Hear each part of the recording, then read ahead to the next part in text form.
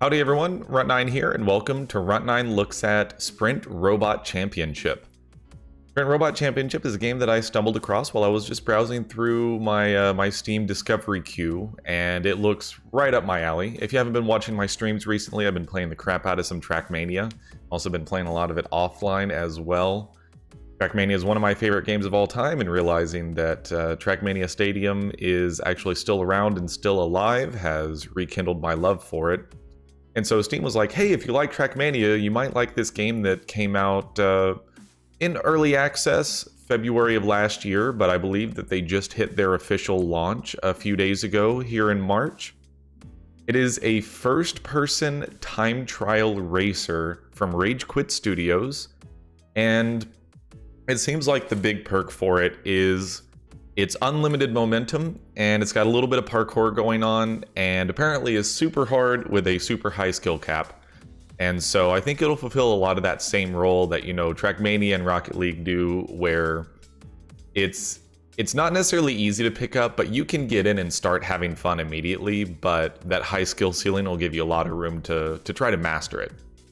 So definitely, we're going to want to probably jump into a tutorial type situation. I did glance at the options, you know, set the audio and everything. I even customized my guy a little bit, even though it's first person, so you don't actually get to see your dude. But I definitely would be interested in figuring out how in the heck are you supposed to actually play this. So first off, the UI is not that great. The font should be more readable. I get that they were going for like this super sci-fi looking thing, but... Alright, and so it's WASD, mouse look. You can dash. You can jump.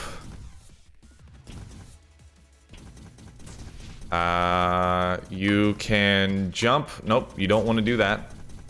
And so I'm just holding dash here. I guess like after you fill up the bar, it just kind of keeps going.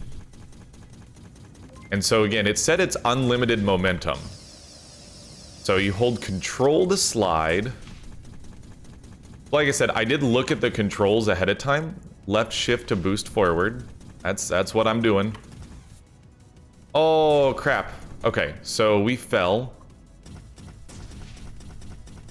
which seems less than ideal. Oh, it seems like left shift, you tap it. The red bar fills up whether you're holding boost or not. And you gotta make sure you really time your jumps on this one. Alright, so far so good. I'm feeling it. The first person adds a really unique element to this one. The tutorial, I can tell you right off the bat, is not particularly great. It should start off by telling you the controls right out of the gate. But, you know, that's totally okay. Oh, the red bar is your dash recharging. So when the red bar has finished filling up, you can dash again. So basically, I'm just running around this track, hitting dash every time I can. Go for a slide there. And I definitely missed it. I think you need to hold control to slide. Oh man, okay, so it definitely gets to the point, and this is something that happens in Trackmania a lot, where the speed makes it kind of hard to handle. I think I want to bring my mouse sensitivity down a little bit. So slide. Oh, we failed. Already, I can tell you right out of the gate, I'm going to enjoy the crap out of this game, especially if it does the Trackmania thing of community-created content. So we actually slid correctly on that one. I don't know, like, if you crash, if it automatically sends you back to the beginning. I haven't been paying much attention. Definitely gonna want to bring the mouse sensitivity down here. Yeah, it's way too high. I mean, I could also just adjust the DPI on my mouse, but let's go ahead and bring the sensitivity down to about that 2.0 mark. And my, not actually OCD, but I do wish that I could get it right on 2.0. Nope. The left key actually just makes it go down by a lot at a given time. give me a restart on this one. So there is also like a progress bar at the top that I haven't been paying attention to. So, you know, this is a game that probably like right out of the gate, you're going to know whether or not you like it. Also, I feel like this might legitimately be easier with a controller because if I have to pick up my mouse and move it, it really messes with things. Whereas with a controller, you may not always be hitting the left stick at all times.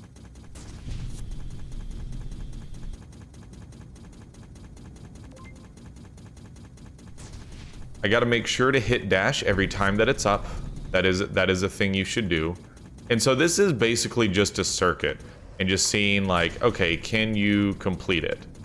Yeah, this doesn't feel like a mouse game to me. Let's maybe pull out the controller and see what that looks like. So left trigger is your dash. You use the analog stick. Oh, but the right analog stick is look. Nope. Can tell you right out of the gate that's not gonna work for me. So what we gotta do is we gotta get the mouse sensitivity even further down. Yeah, basically I grew up on keyboard and mouse. And so if a game wants me to use a right analog stick to look around on a controller, I basically just can't play that game. And I know that the obvious answer to that is just practice forehead. Okay, I think this may be a little too low on the sensitivity, especially if it requires quick movements, but we'll have to see. I could probably pull it back up just a little bit. But it does mean that I'm not going to ruin my life by picking the mouse up, which is much appreciated. Okay, well, sure. We're still in the tutorial. Right, focusing on building speed during your first lap. Sure, makes sense. Go ahead and send me back to the menu. I want to... And obviously, like, I want to get into some more difficult tracks and see more of what the game has to offer. But fiddling with the controls is going to be a major part of this. And since this is a Runt9 looks at, not, you know, a Runt9 plays or a Runt9 reviews, we're going into it blind. And because we're going into it blind, that means that we're gonna have to figure some stuff out. So I think we're moving on to pulse here. So there is a velocity meter. I haven't necessarily been paying attention to that.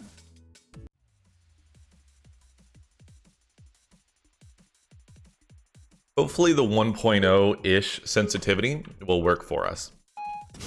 I want to get more into like the parkour kind of stuff. Okay, so yeah, the number above our dash meter is our current velocity, is what I would guess here. All right, what is this? Oh, okay. Oh, baby. Now you're talking. Now you got me dialed in. Give me a slide. Keep running. Okay, now I'm starting to feel it.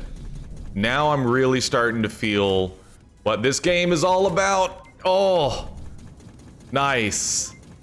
Yes, okay, and so you can pretty much tell based on how dilated my pupils are, how wide my eyes are, that I'm already in love with this game.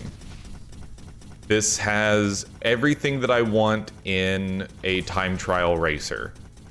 And it puts its own unique spin on it by, it's a robot running simulator. I mean, it's not a simulator, but like, you're a robot that is running around as opposed to, you know, a car or a motorcycle or something like that. Or a dirt bike, I guess, in trials.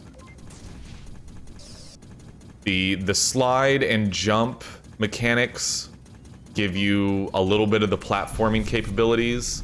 I like the sprinting has this bar that recharges. Oh, crap. So we already failed the clean race objective, I believe. But let's keep trying to get our velocity up here. I want to see how fast can we get without ruining everything. Oh, crap, no. So definitely like hitting the X's slows you down. And so, crap, you gotta hold slide. That's something that's gonna take some getting used to, is that it's not like in other games when you slide, you tap it and it just begins the animation. And in other games, I mean in like first-person shooters that have added a slide. In this, you're definitely supposed to hold it down. Oh, crap. Yeah, so we keep losing velocity on that part because we're not hitting it straight on. Oh no, that was just really dumb. That was really bad on my part. All right, we're gonna get this time. Let's slide, let's go over. That feels easier than jumping on that one. All right, so I have a feeling that we could certainly do better on that track, but I want to keep progressing. I want to start seeing more of what the game has to offer. Like, I'm definitely picking up what it's throwing down. So this one is a sprint instead of a circuit. So let's go on the green path here, because I think the green path speeds you up more. I actually don't know. Like, there's no tutorialization on what the green path does. Also, if you sprint while in the air, it definitely seems to give you like a... Yeah, it does like a huge dash forward. Which I think is really neat. Oh, there's a green path up there. Not like a shortcut, but... Yeah, I'm fiddling with the controls a little bit. I'm seeing what's it like if you... Oh, give me the green path. Give me the green path. I can do it, baby. Oh, baby! Okay. Now I'm feeling it. I'm feeling it now, Mr. Krabs. Get me running. Get me onto the speedy part. But we gotta make a big jump here. You have to jump forehead. I actually think that's one where you're supposed to dash in the air. So let's not immediately use our dash every time it's up. Let's save it. We use it there, and then it should be recharged. Gotta go for the slide there. Yeah, so that's one where you gotta not... All right, give me a restart on this one.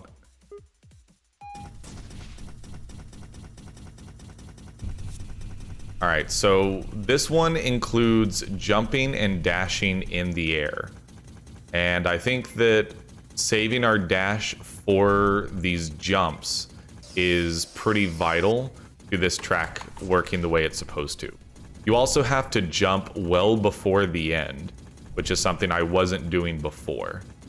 So I actually wanted to get onto that green path up there, and I forgot that it was there. That's totally fair. Okay, so we're coming up on the other jump, if I remember correctly. Send me on the green path. Oh no! Losing speed. Woo! Jump and dash. Yep, that's what you gotta do. You gotta jump and dash. Okay, and that's... I see a lot of things that you can do with that in track design. So again, the biggest thing is like, I need there to be like actually user created tracks, because without that I definitely could see this game getting stale very quickly if there's not enough going on in the beginning. So we could hop into the intermediate cup. We can go to trials, and then there's some of these. But what I want to do is potentially go online. Let's go offline. Network. How do I join an in progress queue? Join one of our race rooms. So that's a Discord link. That's not what we're looking for here.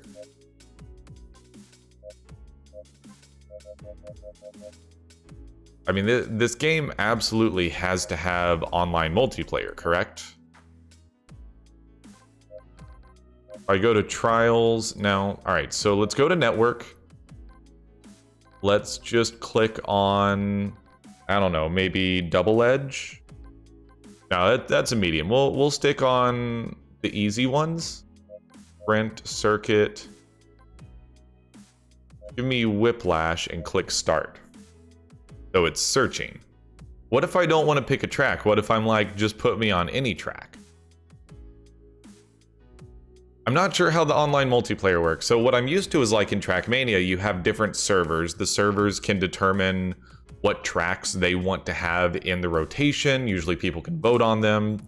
You've got local records to that server, and you have, you know, world records on that track. So far, it seems like this is a bit more specific. So if this is how the online multiplayer works, then I'm not sure that I like that. What I would venture to guess is like you have to get on one of the super hard circuits to find people. I mean, give me, sure, go on SNOWBALL and click start. Yeah, this seems a little rough. I'm gonna come back to the multiplayer. You know, that's definitely like one of the first complaints, real actual complaints I'm gonna have about this game is if that's the way the online multiplayer works, then this game is dead on release. And I mean, I hate to say that, but I need to just be able to say, hey, queue me up, throw me on a track, and let's go. Or have not necessarily dedicated servers, but the ability for people to set up their own servers.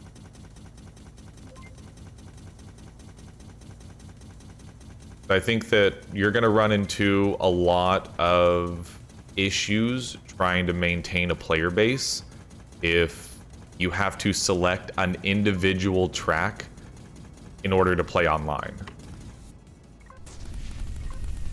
Oh, let's go! That looked so cool, and then I hit the thing.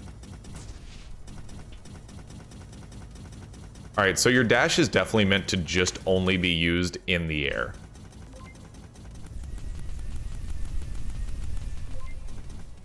Drop me. Let's go. Oh, I thought I was gonna fall, because I didn't have my dash ready. Alright, send it.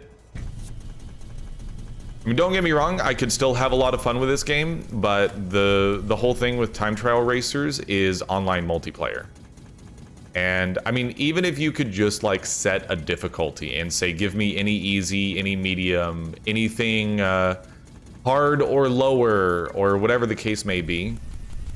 But the way it looks right now, and I could be completely wrong. You know, I haven't spent much time looking at it because I don't want to waste a bunch of time in this video doing that. Oh, yeah, I flew right off the edge there. You know, I don't want to harp on the game for not getting online multiplayer right off the bat, but I can definitely tell you that's something that, I mean, if you want a time trial racer to stick around and get a bunch of people buying it, you need to make the online multiplayer really, really good. All right, so there was a little bit of the parkour kind of wall running stuff there. I didn't have to hold any additional keys. It just kind of did it automatically by me hanging on to, or going close to the side there. So for this, I think you just, oh, that was hard. So you do have to actually move your mouse there. Like those boost you ahead, but they don't just automatically turn your camera to face the right direction. You still have to do it yourself. This is a fun track. This is starting to get me into the, all right, I'm really starting to pick up what this game is throwing down.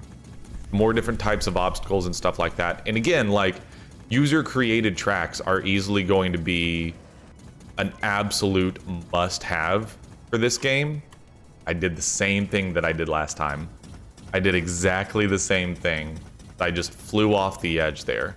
So you got to make sure to cut in at the right time, and that's a lot harder to do at speed than I did it right there. Because that was only at like 45 velocity or something.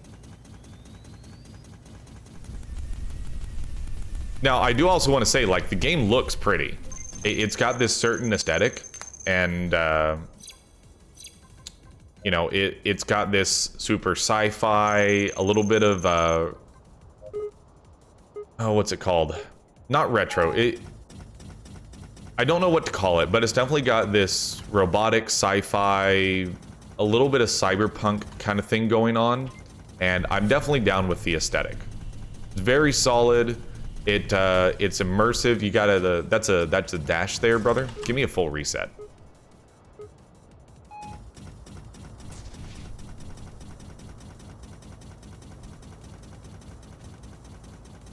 What I will say is that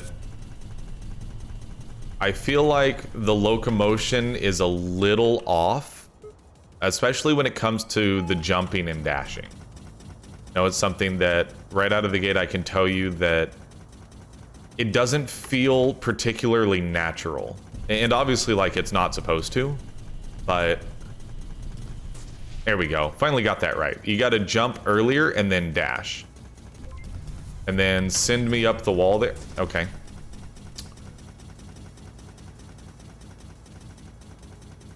What the heck is even this? Oh, you gotta slide, brother. How do you do that? How in the world? So we gotta like, oh crap. You definitely don't jump directly into the pit. Okay, this is the first time that we faced an obstacle that I'm like, what the heck is even that? It's turning too quick, dude. I think that's a case where maybe just jumping and dashing to get through part of the obstacle is not the worst idea in the world. There we go. And then we can go that way? No? So this seems a little finicky, because earlier when we were doing the wall rides, it didn't immediately, like, attach me to the side. I don't know how that's supposed to work. I thought you were supposed to just, like, keep holding forward, and it will automatically do the slide for you. So this is something where some tutorialization would be nice. I mean, you need to tell me, how are you supposed to do this, and then just make the difficulty the execution of it. So maybe you're not supposed to like automatically slide, you're supposed to just move through it on your own.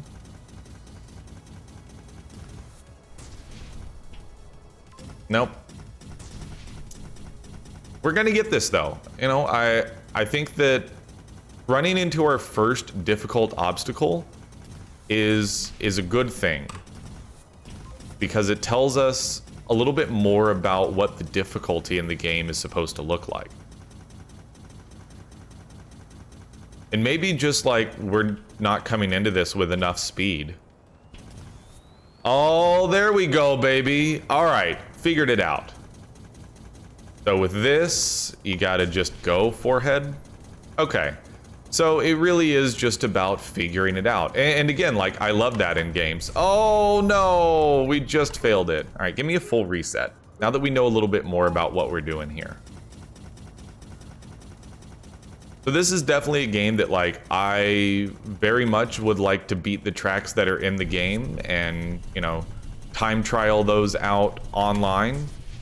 But man, I want community created content, brother.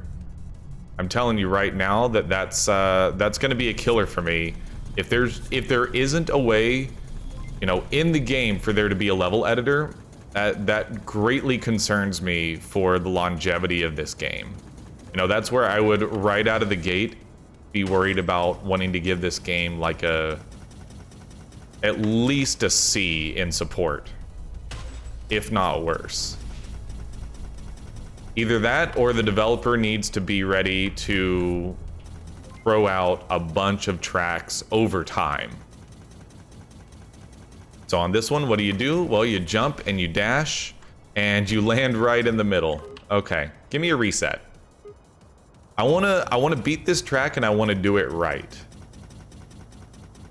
But that's the thing, is like, now I'm starting to feel kind of the same feeling I have when I'm playing a game like Trackmania, where again, I'm picking up what the game is putting down, and it's making me want to keep playing it. It's making me want to figure the tracks out and get faster and get better. And like, that's better than we've done that section at all. So dodge that little obstacle, and then you got to get around back over here. And so now for this one, you give me a jump and a dash and just get through there. And then here, give me a jump, give me a dash. I don't care about your no jumping clause. No! Sad day. All right, we're coming up on this pipe. And so what you're supposed to do, I think, is just run like this. All right, now we've puzzled it out. This is how you're supposed to do this. Oh, baby. I feel so smart for figuring that out, even though it was probably super obvious and half of you were yelling at your monitors like, dude, just run, forehead. Oh, crikey, what the heck is even that? Oh, goodness. Okay. So R is a full restart. I wonder if maybe T is a temporary reset, because I know that I saw R and T. No, let's take the path up here instead of the green one. Check out a little bit more of the track this time.